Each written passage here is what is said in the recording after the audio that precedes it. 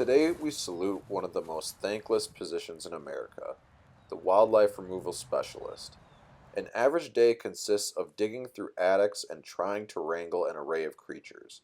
A specialist risks his life on a regular basis to remove dangerous animals from people's yards and homes.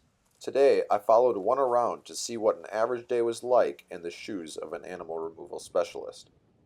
We have had one instance where somebody did get injured by a raccoon. They got bitten, so they had to get all their rabies shots. It is very unpleasant, he told me, and he does not recommend the experience. This is Ed Reese. He is a wildlife removal specialist for First Coast Wildlife, headquartered in Jacksonville Beach, Florida. Reese serves much of the Northeast Florida region, removing anything from bees to wild hogs to venomous snakes. First on the agenda was going to feed some ducks at Flagler Hospital in St. Augustine. Reese was hired to catch the Muscovy ducks from the ponds.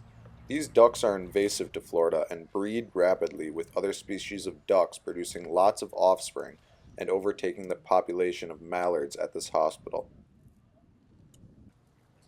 After the ducks begin to trust Reese, he will come back to build a pen to trap the ducks in and select which ones he wants to remove. Then we were off to another house in St. Augustine, where some wild hogs had been tearing up the neighborhood. I was surprised as we walked back behind a building right in a residential area. In the woods, Reese had put a hog trap that can trap a live hog. There was nothing in the trap today, so Reese will have to come back another day. And the way this one works is this would be the bottom of it, and the hogs would come in and they'd start rooting, so sticking their nose down here. They'd fling the doors up and walk into the trap, and then the doors, because they're so heavy, fall down shut behind them. Next, we checked out some snake traps in Ponte Vedra. A snake was seen in this backyard, but it was unknown what type it was, so different traps were set to catch multiple species. You see all the little minnows out there? Yeah. So what we do for these, we throw dog food in there. That brings the minnows in. Minnows bring the snakes if they're in the area. Again, no animals were in the traps, so we moved on to the next job.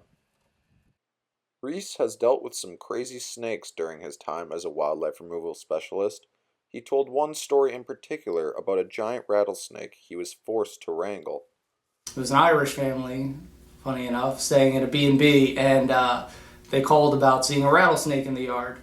So we showed up there, and there was a palmetto bush, it was bigger, probably bigger around than this table. And we were sitting there looking into it, trying to figure out where the snake was.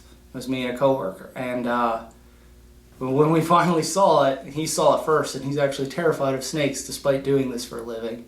And it was thicker than his thigh, the snake was. Like many of the animals caught in these traps, they need to be put down. According to Reese, any non-native species or venomous snake must be killed after being captured. Reese says the most common venomous snake he deals with is the water moccasin, and assures me I don't want to tangle with one without the proper tools. And you're going to be in a lot of pain. It's going to do a lot of damage to the muscle and tissue in your leg, and you're probably going to need physical therapy after you recover from it. After speaking with Reese about snakes, a daycare in Jacksonville calls, asking for help with a snake that has been terrorizing the kids in the playground. When we get there, Reese is calm and collected and attempts to locate the snake.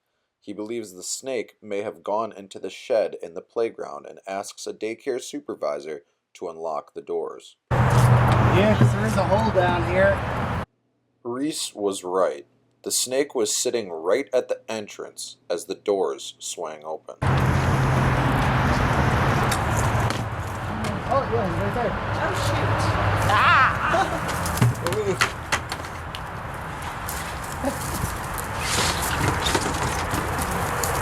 So yeah, that's your typical black racer. This turned out to be a black racer snake that feeds mostly on rats and is native to the area. It is a species that is not venomous, but could still pose a threat to the younger kids at the daycare.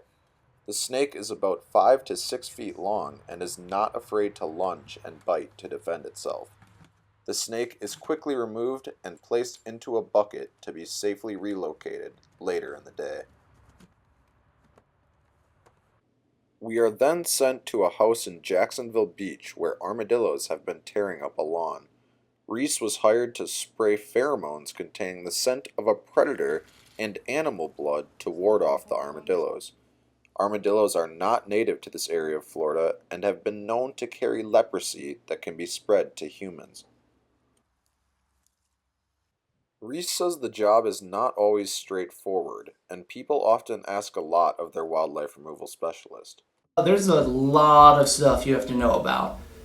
You know, especially with the age of the internet. Everybody's an expert in everything. They're going online, looking up every little detail of every little critter that you could possibly think of.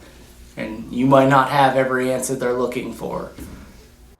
We concluded the day by responding to a call about raccoons at a Bank of America branch in Jacksonville.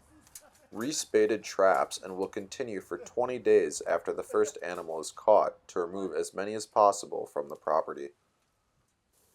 This job is underappreciated in America, because without these guys, who will crawl through your attic to wrangle whatever is making those strange noises? It is not for the faint of heart, and these people wake up every morning knowing they might put their life on the line just for a paycheck. This is Max Charles for WFCF News, Flagler College.